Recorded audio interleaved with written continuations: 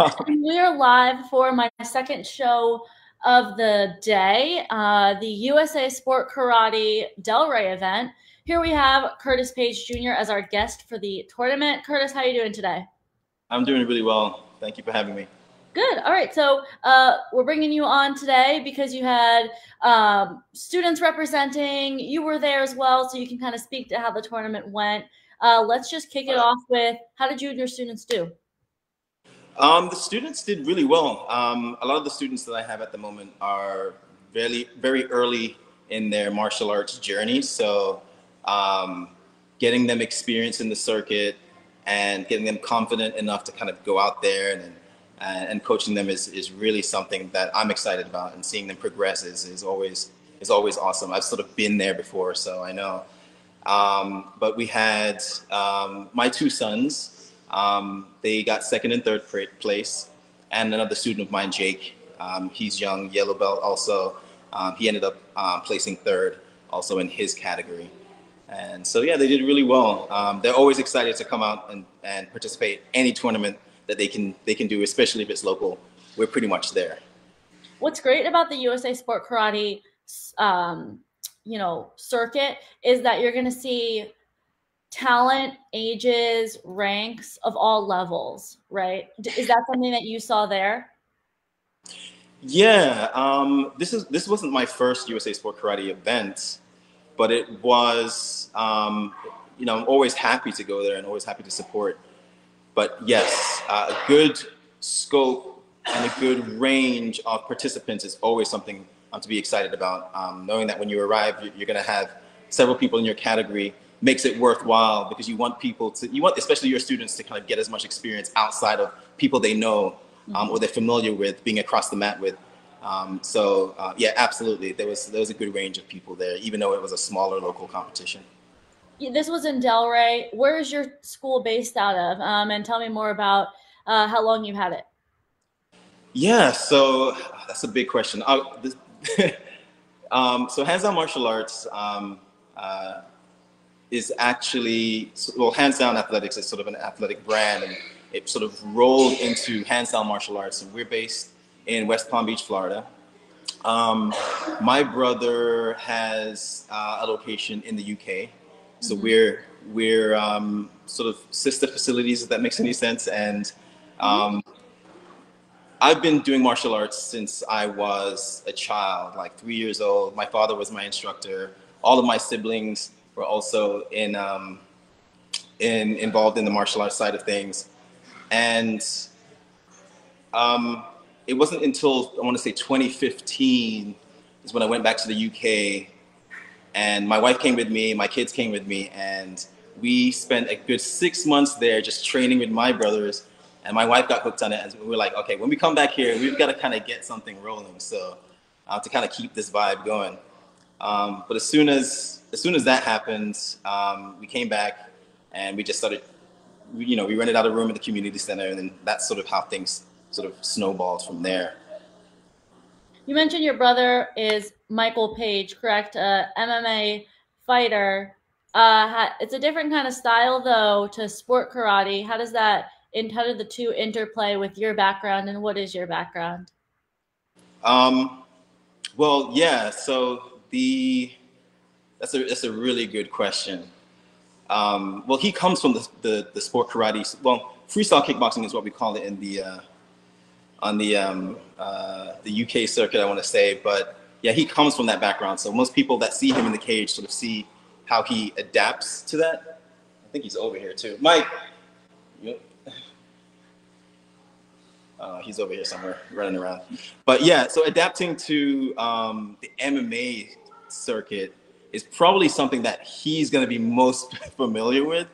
Um, the pace of the fight, or let's say distance manipulation, timing, and things like that, is something that's second to none when it comes to point fighting is like second to none when it comes to adapting that. So translating that to the UK side of things. We have two guests for one for this. It's two for one. Yeah, so translating that to the MMA side is something that he's probably going to be most familiar with answering. Yeah. Yeah, no, sure. So I was asking Curtis, the interplay between two related but obviously distinct kind of styles. For anybody watching, you just came off of a win yourself, not for the USA Sport Karate, but if you want to talk more about that. So for me, in terms of the transition, if it's talking more to do with like the transition, the actual point, the application of the point style striking wasn't difficult at all. It actually favors the style of like MMA because it's about distance control, land, hitting without being hit. The the side of it that was actually quite difficult to kind of break down and get out of that certain habits was things like spinning back fists we didn't have. So anytime somebody missed a kick or something, I was so used to just wanting to bite and like try to counter that moment. I'd walk into so many spinning back fists. Low kicks was also another thing that we don't do on the point side. Yeah. So I could always see a low kick but had no response to it. So it felt like it was in slow motion, but because I never trained any counter or any form of counter, I would just get hit by low kicks for fun until I had to drill over and over again. Low kicks. The other side is certain punches, you end up falling a bit too deep after your punch, and then you can get taken down from it. Because obviously the wrestling side of it, whereas I could score a point in points, land the shot, and no matter how far forward I landed, it didn't matter because everything, all combat at that moment stopped. So those were the main things, but in the actual style itself really does suit mixed martial arts, and I feel like I'm a great example of that. Now you guys are obviously together right now geographically. Did you get a chance to go to the USA Sport Karate tournament, which just wrapped up this past weekend, or are you visiting just right now? Yeah, I didn't no. get a chance to. I came probably I think just after you guys. Yeah. So he had the fight in California the day before. Okay. Okay. Actually, no, Was it the same day? day before. No, the day before. Okay. But while he was flying over, the kids were competing at the USA Sport Karate tournament. So we were a day late. Otherwise, you probably would have been there cheering on the boys at the same time. Yeah, Um, right. Because two of them were your sons, obviously, then your nephews. It's a whole family ordeal. Talk to me about more training together. Was there any sense of competition between you guys as you were growing up? oh yeah, like Yeah, yeah. it's like But the thing is, I think where we were so young in it, I didn't see it as competition as such. yeah, Not in the same way. It was just something that we always did.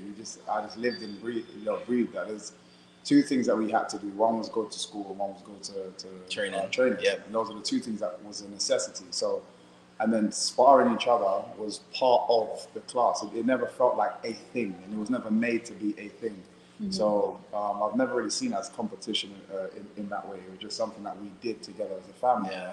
So And our dad was sort of like the figurehead. Yeah. Like, we kind of grew up in it. So in the same way, like when any one of us progressed and we kind of like, I guess, sharpen each other in that sense, our dad was always like in our corner, like cheering us on. You know what I mean? He was the best though. No. He was the best. He was the best. I was just, Then I started kind of first and Nah, then. he was the best. No. He was No. the best. Then it was Jamie, and then Jamie didn't really he wasn't as into it as me and CJ. So then I started to kind of overtake Jamie. But So Jamie's we have so much. Yeah. So we have, CJ's the oldest. I'm the well, actually, our sister. No, boys. Oh, out of the boys. So our sister's the eldest. Then it's me. Then it's Jamie. Then it's Mike. And it's Kaylon. And then we got Ayana and Jaden. So we have a big sort of sibling scope. But as far as the first, like, let's say the top five, we kind of grew up around the same age. So we would always travel to competition together. We would compete all the time. And when we did teams, that was great. So now the hands down athletic brand, it seems like that was established first, and then Curtis, you opened your karate school after getting reigniting that spark when you went over to the UK. Talk to me more about that. Yeah, so the hands down brand was really inspired by like Mike translating, kind of being creative, taking the style of the freestyle kickboxing style, that sport karate style, to the MMA side. where the natural, let's say, disposition of fighters within that circuit is to sort of have their hands down, focus on movement, timing, and accuracy. And we thought that was just like a good inspiration to kind of lead a brand if we wanted to kind of introduce, let's say, an icon and a style to a new audience, which is in the MMA scene. So when we think hands down, it's sort of like a signature for like sport karate, sport taekwondo, having that fluid movement, and then being creative with your style and being able to adapt to a new sport. All right, and then your karate school opened in, did you say 2015? 2015, yeah. So when we first came back from the UK, we had sort of a hot box location. It was like a warehouse, and we had a few other instructors with us that we kind of partnered with another instructor that was already over here. So I was kind of teaching like some kickboxing classes, and they were teaching like some jiu-jitsu classes. So we got a little momentum there, and then we transitioned into a community center maybe 3 years ago, and then kind of grew quite a bit from there. And we're actually in the process of moving from the community center into a full-time location. So they're building out the spot at the moment in time. So we're sort of on the cusp when it comes to growing, I want to say. But yeah, 2015 was when the spark was ignited. The family went over to the UK for six months roughly, and my wife was training. The boys got into it, and then from there we're like, we got to keep this thing going. So. Right. Okay. All right. Now, because we're going to touch a little bit more on the tournament itself, because it is the post show. I mean, your students, you had 3 of them. They did well. When you take what are the takeaways from this tournament for your students? For my students in particular, I want to say that, so they're on this is the second tournament where they've moved from like beginner to intermediate. So they're probably the youngest and the shortest in their categories.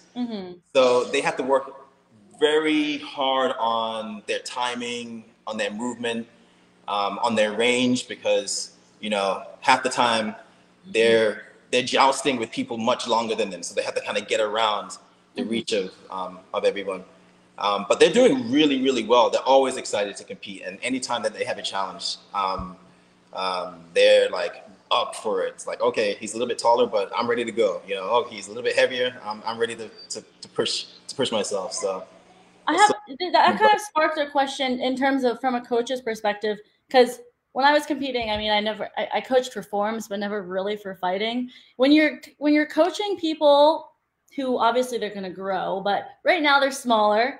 And then if you've never yourself dealt with huge height differences or things like that, how do you yourself coach to adjust that for your students? Does that make sense? Yeah. I think the first thing that you have to do is sort of reinforce their will by positive reinforcement, like encouraging them to kind of do their best, and they're not really competing against the opposition or their teammates. They're just seeking to improve. So we love the double eliminations or the round robins because it's just an opportunity for them to get more and more experience. And when you take let's say, the risk of failure out of their psyche, they can just focus on having fun and then looking for ways to improve. I think that's like the first line of introducing them to the circuit in general. So it's also to do with your class structure as well, because one thing I remember is size, height, weight, belt never meant anything in our class. You had to spar with everybody. So sometimes we were sparring with adults. Yeah. And because it was just a common thing for us, when I went to a competition and there was a bigger guy, it never fazed me in any way because I was so used to having to spar somebody slightly taller or slightly shorter or slightly bigger in class. So it's just a case of learning to adjust to the person. And like I said, our whole style is about range. So having to adjust to an individual person due to that extra length, or somebody kicks a little bit more than the other person, somebody's faster than one person. So because you have to do that in class, I think if you make a thing of it where you're constantly only going against people your height and size, then when somebody is slightly bigger than you, it becomes bigger in your head. But I think it starts in your class and how you draw the youth in the class. And is that something? Is that a lesson, obviously, that you grew up with that you both are now translating into your own karate schools and your own students, and the Yeah. way that you teach and So set up your classes? it's a different time now. Like my dad grew up in the era of like the Bruce Lees and like we literally grew up on Jackie Chan movies. That's like that's all we watched. Jackie Chan movies, Snake and the Eagle Shadow, like everything. Yep. So at that era, like there weren't these sort of systematized school structures. It was like sports hall or a sports center, and then everybody's in the class. So you have adults and kids sort of in the same class. It's old school. And our father came from sort of a traditional kung fu style. So one class, we might be just doing slow sets, conditioning, core strength training for like the whole time. And then other time we're like sparring and then we have like an adult in front of us and we're like, it's different now where because we have age specific classes and they progress from hour to hour where people are generally fighting their age and size. There's like a little bit of variation in that. And also the culture is different, right? A lot of parents are a little bit like, why is that 6'2" fighting my like 5'3"? Like, kid, you don't really want that. You want to kind of pitch it a little differently. So what we do is, even though we have like age and sort of age specific classes, once they hit a point where they're ready to compete, we do push them to kind of spar with some of the bigger kids once they have hit that level, once they've got that confidence, or at least once we see in them that they have the skill, the pacing, the stance work, the timing, and we give them a few more challenges, which might include sparring like a higher belt or even someone that's a little bit taller. So it's sort of drip feeding them appropriately. Something that's going to have them progress. Like us, we were just sitting there just getting licks. I had a guy called Faisal Mohammed punch me across the whole room. Just a giant human. Yo, I had muscles on his eyelashes. Oh, now, someone commented, I did not know that they were related. That's crazy. Wow. Could you guys just speak to supporting each other in your respective, both related martial arts, but in your respective roles as brothers too? Okay, for me, it's just a family thing. I don't see it as anything deeper than that. It's just a family thing. If he needs me or anything, these guys always come over when they can to support me in my fights. Whether it be sometimes my fights are in the UK, they flying over there to see me. And it's just, okay, it's family. We support, we love each other, and that's it. If I can help in any way back, that's what we do. Yeah, and I think it's like our dad sort of instilled this sort of, regardless of what happens, you guys stay connected, right? Like he was the Vin Diesel of like, it's like family. Family's everything, you know what I mean? Like when you train, it's like family. Yeah. So he would sort of instill that in us, and then it's interesting seeing his transition to MMA because all of us, like, and all my siblings are here too, like, well, a lot of them, we all, I see Safina, I see Jamie, I see Michael. But when people kind of like, oh, MVP, I'm kind of like, no, that's Michael, that's Mikey, like, you know what I mean? But yeah, it's always love. My brother Kaelan, it's funny because the eldest are like the shortest, and the youngest are like the tallest. It just kind of goes like that. And he's sort of the 6'5" giant, lovely guy, but he's one of those heavy guys too. Like we spar all the time, and he'll kick you across the room too. But it's always love. Whenever we get together, we savor the moment because we get to just really enjoy each other's time, especially now. I was actually more excited. I've been telling people I was more excited about coming here than the actual fight itself. Just I feel like I haven't seen the kids in there. They grow. I see them all the time in terms of on the phone and but when I haven't seen them in a good couple of years, because a lot of my fights have been in the UK. So I was way more excited about this moment than the fight. Yeah, and I think that's because of COVID, really. Yeah, exactly. Otherwise, we would have been back and forth. But 2020, like nobody was traveling, so there's 2 years of kid growth that he hasn't seen with the nephews. Yeah, kids grow fast. They'll shoot up before you know it. Now, you mentioned COVID, but we're back into the swing of things with martial arts. I normally like to wrap up podcast with where you're going next. So I guess I can ask each of you what's next on your kind of agenda calendar in terms of competition wise? Well, we definitely want to support my guy Damien with the Vice City Miami tournament. I think that's going to be a fantastic event. So we're getting our kids ready for that. And yeah, right now we want to do as many tournaments with the kids as possible. You know, I remember growing up, going to my dad's, and then it's like weekend after weekend we're going to Scotland, or we're going to like Wales, or we're going to like anywhere around the country. In the minibus. And yeah, and he's just stacking people in. Like he's driving from house to house, and we're just trapped in there, you know. And that experience, it just builds so much character. You meet so many people on the road. So I kind of want that for my kids. I want them to kind of see that too, and my students. I want them to kind of understand that they can break out of their routine, they can break out of their shell. There's something that they can enjoy. There's something that they can progress and have as an ideal to work towards. And I think that martial arts in general does that. So we want to do as many things, especially locally, as possible to give them that experience. But I don't know, you can talk about me. What you got next?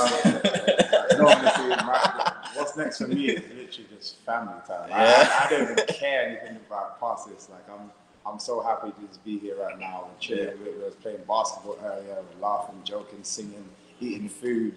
Like for me, after a fight, this is the best moment to have that. Best way to celebrate, you know, what I've just done. So that's as far forward as I'm thinking for right now. Okay. All right. Thank you both for coming on to the Power Chat series, and for everybody watching. Thank you. This was the USA Sport Karate Delray post show. Stay tuned. Next week we have 3 more shows to go. All right. Thank you for watching the Power Chat series, guys. Okay. All right.